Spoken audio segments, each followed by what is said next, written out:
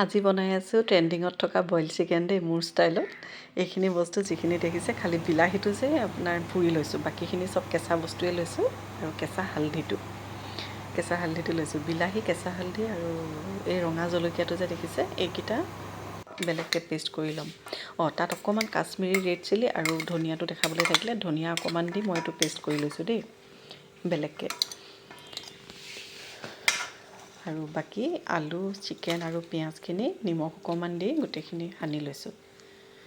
সেইখিনি তাত ক'তো অইল ব্যৱহাৰ নকৰোঁ। আজি লাঞ্চটো হ'ল ন' অইল লাঞ্চ, মানে বইল চিকেন তো ন' অইলটো হয়েই আৰু বাকীখিনি মানে ক'তো তেল আজি নাখাওঁ বুলি ভাবিছোঁ। এই আদা আৰু ৰচুনখিনি খুন্দি লৈছোঁ ৰাফলি, বাকীখিনি এইখিনি মাংসটো ডাইৰেক্ট চিকেন হেৰিটোত দি দিছোঁ, দি অকল ফ্ৰাই কৰি থাকিম। কাৰণ ব্ৰইলাৰ মাংসৰ মানে আপোনাৰ হেৰিটোৰ পৰা স্কিনটোৰ পৰা যিটো তেল ওলাব সেইটোৱে তেল আৰু অকণমান ভাজি থাকিম। যেতিয়ালৈকে মানে হেৰি হয় ভাবিম যে ফ্ৰাইটো অকণমান হৈছে, তাৰপিছতহে বাকীখিনি বস্তু দিম আৰু। এতিয়া আদা ৰচুন অকণমান দি দিছোঁ।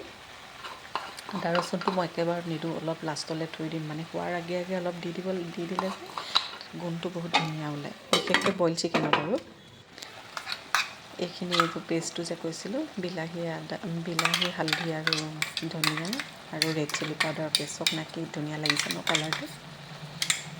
সেইটো দিব ন, এইটো মোৰ ছোৱালীজনীৰ ফেভাৰেট ডে, বহুত দিনৰ পৰা কৈ আছিলে বেচেৰি, সেইকাৰণে বোলো নাই আজি বনাই পেলাই খুৱাওঁ ইহঁতক। এইখিনি মানে অলপ ফ্ৰাই কৰি আৰু অকণমান ঢাকি তেনেকৈ ল' ফ্লেমত মানে ভাজি থাকিম অলপ সময়। তাৰপিছত পানীটো পটককৈ দি নিদিওঁ, পানীটো অকণমান দেৰিকৈ দিম। তেনেকৈ ভাজিম তেনেকৈ, তাৰমানে বেলেগ কামো কৰি থাকিম আৰু ওচৰত।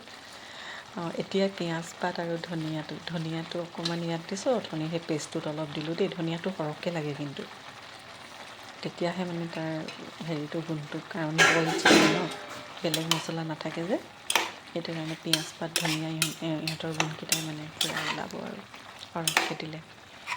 মই খালি বেছি দিয়া নাই, মানে পূৰা গ্ৰীণ হৈ যাব বুলিয়ে দিয়া নাই, অলপ দিছোঁ। তাৰপিছত এতিয়া খালি ইয়াত অকণমান গৰম মছলা পাউডাৰটো দিম। মোৰ মানে গোটা লং ইলাচি দালচেনি নাছিলে, এই পাউডাৰ আছিলে, সেইটো কাৰণে পাউডাৰে দিলোঁ। আপোনালোকৰ ওচৰত যিটো থাকে সেইটোৱে দিব আৰু। বইল চিকেনটো বহুতে বনাই আছে, যিসকলে নাই বনোৱা বা নতুন তেখেতসকলৰ বাবেহে দিছোঁ দেই। আৰু যে এই চিকেন ৰেচিপিটো অকণমান ট্ৰাই কৰি চাব, কেনেকুৱা লাগিছে। লাইক, শ্বেয়াৰ, কমেণ্ট কৰিব দেই যদি ভাল পায় আৰু খাই পেলাই। মই কিন্তু বনাই খাই তাৰপিছতহে আপোনালোকক শ্বেয়াৰ কৰিছোঁ, খাই বহুত ভাল লাগিলে মুঠতে। আপুনি গমেই নাপাব যে এইটো অইল নাই দিয়া বুলি, তেলত নাই বনোৱা। আৰু চাওকচোন কালাৰটো এতিয়া কি ধুনীয়া লাগিছে, ইমান ধুনীয়া কালাৰটো। বইল চিকেন বুলি কোনে ক'ব। এতিয়া ৰচুন আদাখিনি দিছোঁ খোৱাৰ আগে আগে, অকণমান যে থৈ দিছিলোঁ মই সেইখিনি দি পেলাই আকৌ ঢাকি পেলাই আকৌ তেনেকৈ ফ্ৰাই কৰি থাকিম।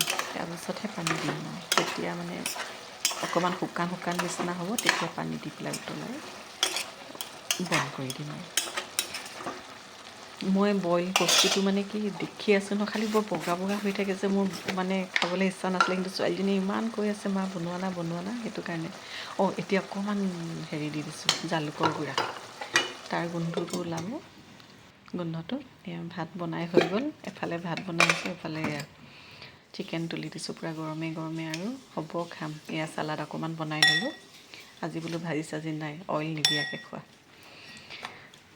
আজি লাঞ্চটো ন' অইল। এয়া অকণমান এতিয়া পানী দিছোঁ, শুকান যেন দেখি ল'ল, এতিয়া উতলাই থাকিম।